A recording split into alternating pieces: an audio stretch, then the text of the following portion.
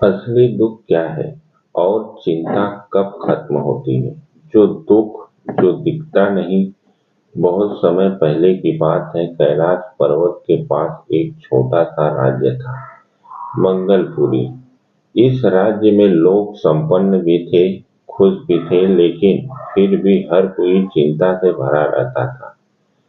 किसी को भविष्य की चिंता, किसी को धन ली, किसी को अपमान की, किसी को हार की।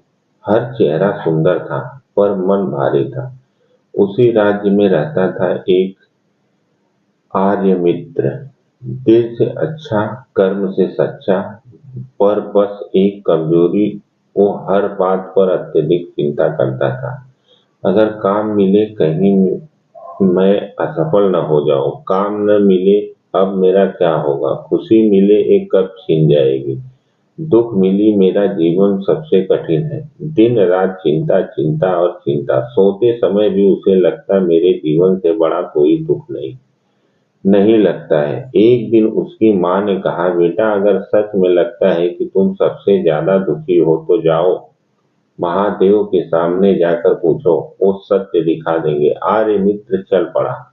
कई पहाड़ पार किए, नदियां पार की, अंततः कैलाश की ओर पहुंचा। वह रोते हुए बोला, भोलेनाथ, मैं थक चुका हूँ। मुझे लगता है मेरा दुख सबसे बड़ा है। मेरा मन हमेशा चिंता से भरा रहता है। यदि आपकी कृपा हो तो मुझे शांति दे दीजिए। महादेव प्रकट हुए, मुस्कुराए नहीं, बस गंभीर से बोले, यदि सच में तुम्हें लगता है कि तुम्हारा दुख सबसे बड़ा है तो एक सभा में चलो। आज मैं दुख सभा कर रहा हूँ, जहाँ हर प्राणी अपना दुख लेकर आएगा और जो चाहे अपना दुख बदल सकता है। आर्य मित्र को लगा शायद लोग मुझसे कम दुखी होंगे और मुझे यकीन हो जाएगा कि मेरा दुख वाकई में सबसे बड़ा है। दुखों की सभा लगी। विशाल मैदान, चारों ओर नंदी गढ़, देव, ऋषि और सामान्य लोग।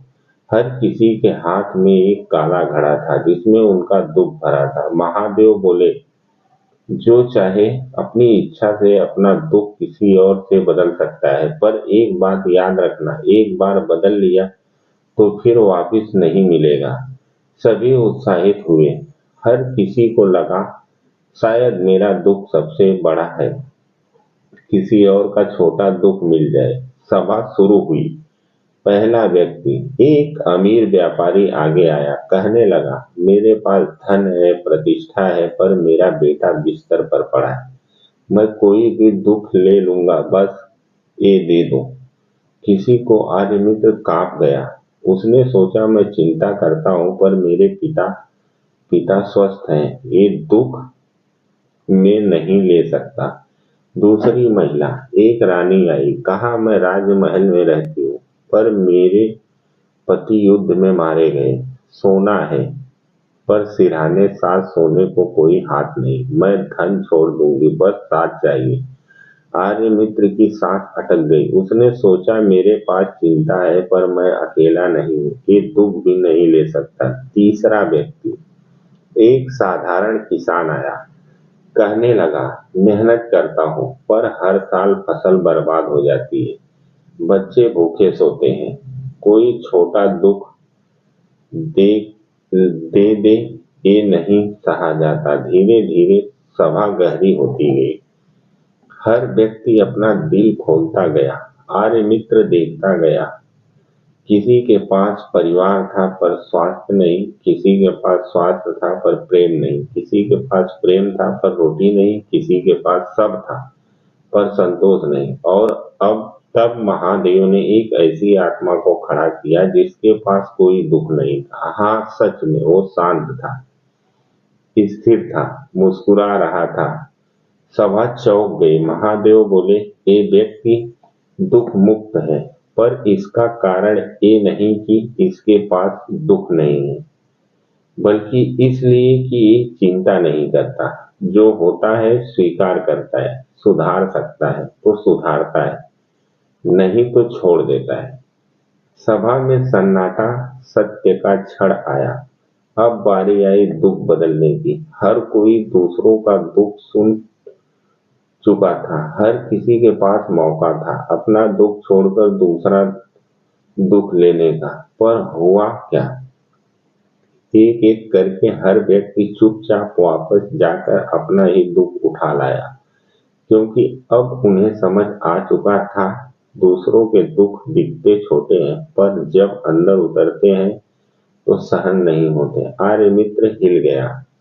अब उसकी आंखों में आंसू थे, पर ये पुराने आंसू नहीं थे, ये आंसू समझ के थे। महादेव मुस्कुराए, अब बताओ आर्यमित्र, क्या तुम्हारा दुख सबसे बड़ा है?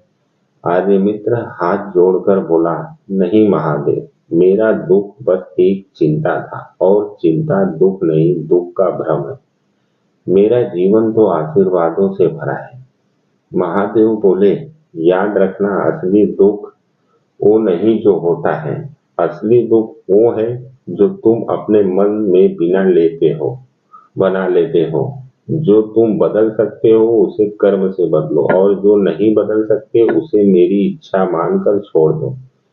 यही शांति है, यही भक्ति है, यही जीवन है। उस दिन से आर्यमित्र ने चिंता छोड़ दी।